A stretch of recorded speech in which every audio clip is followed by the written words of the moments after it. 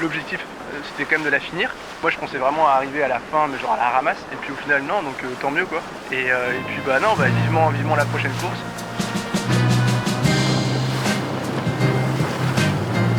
Woke up this morning, burdens heavy on my soul.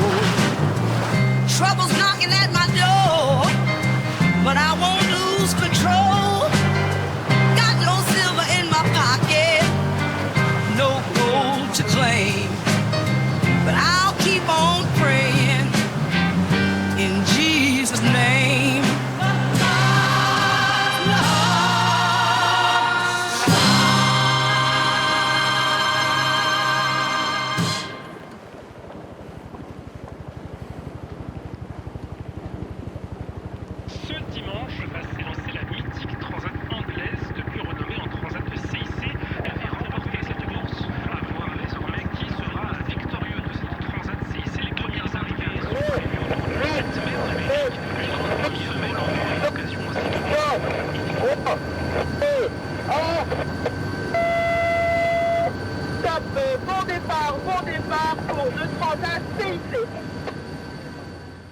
Au départ de la Transat CIC, l'objectif, on est sur une année Vendée Globe. Donc, il y a une petite pression. Il ne faut pas casser. C'était fiabilisation du bateau et puis que lui progresse sur tout ce qu'on a mis en place, tous les cours de voile qu'il a eu avec Corentin sur la météo et la partie PC, ordinateur. Moi, je me suis vraiment mis dans la tête que j'étais en mode Vendée Globe, en fait. J'ai navigué comme si j'étais parti faire le tour du monde. Donc ça veut dire que j'ai essayé de réfléchir intelligemment. C'est là où c'est pas évident, tu vois, de trouver le bon curseur, en fait, entre pousser ton bateau, tu vois, au maximum pour essayer d'aller plus vite que les copains et aussi ne pas tout casser, quoi. Ouais, voilà, on a le vent qui rentre bien. On a un bon 30-35 nœuds. On va bientôt avoir 40 nœuds là. Je peux vous dire que j'ai toujours une main pour le bateau pour bien me tenir parce que quand je suis debout là comme ça, on fait des plantés.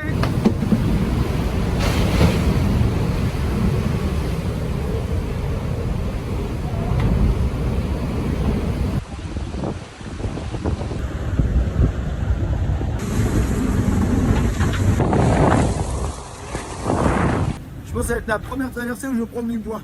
Je peux vous dire qu'avant la freelance.com, mais qu'est-ce que je mange bien quoi. Là j'ai du Beaufort, de Bonne-Malle sur Arc, embourbé dans du jambon de Parme. Je peux vous dire que c'est pas dégueu. Hein.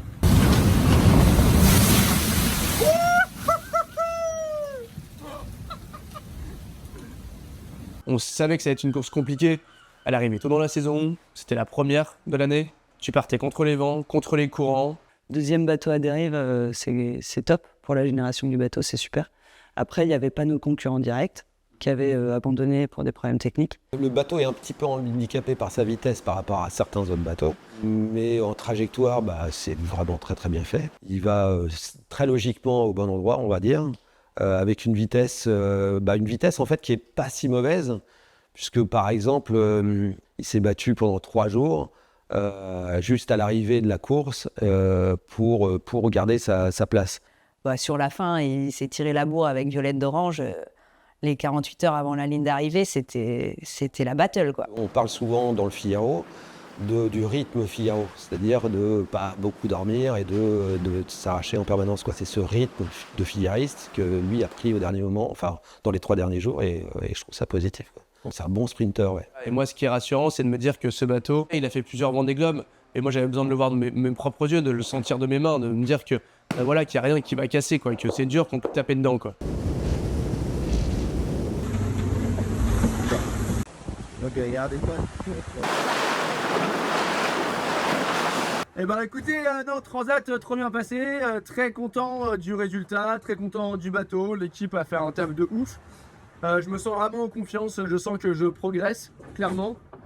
Et ça nous rapproche tout ça du futur Vendée Globe.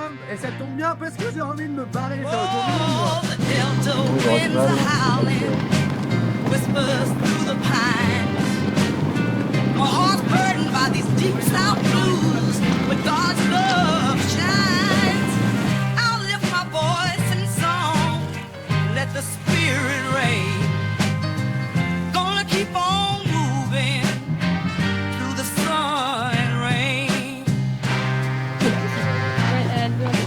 Ça va. vérité.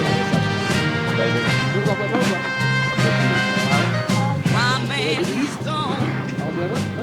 Left me with an empty bed.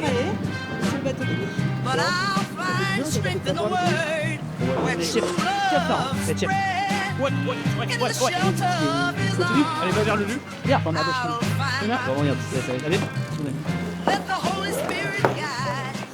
Sur la course retour, en fait, l'idée de base, c'était de faire le retour en course. Donc, ça s'appelle la New York Vendée. On avait fait d'ailleurs l'inscription, tout ça.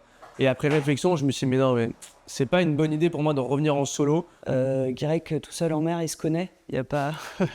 Après, c'est traversé à la rame et tout, il n'y a pas de souci. Donc le retour s'est fait en convoyage et pas en course, ce qui était vraiment bénéfique pour embarquer le voilier qui a dessiné les voiles et embarquer Corentin Douguet, qui est un très très bon marin et expérimenté dans son management de bateau et dans l'électronique et la façon de manier un bateau pour une traversée par exemple.